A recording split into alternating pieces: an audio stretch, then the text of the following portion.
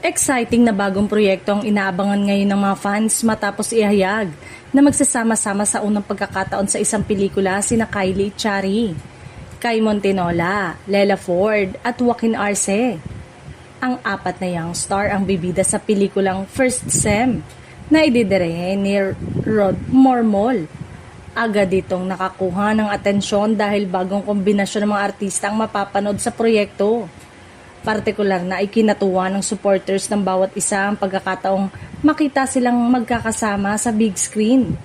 Dahil iba-iba ang personalidad at dating ng apat, marami ang curious kung anong klaseng chemistry ang mabubuo sa kanilang mga karakter.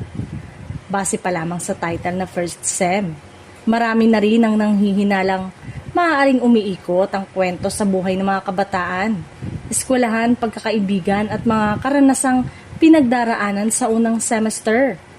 Gayunpaman, hinihintay pa ang mas kumpletong detalye tungkol sa magiging takbo ng kwento.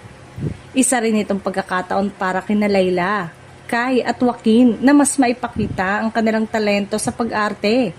Habang si Kyle naman na inaasahang magdadala rin ng kanyang karanasan bilang aktor sa kanilang grupo. Wala pang inilalabas na eksaktong premiere date para sa First Sem, ngunit kumpirmadong mapapanood ito soon. Kaya naman abangan ang iba pang detalye, teaser at opisyal na anunsyo tungkol sa pelikulang pagsasamahan ni na Kylie Chari, Kai Montinola, Lela Ford at Joaquin Arce.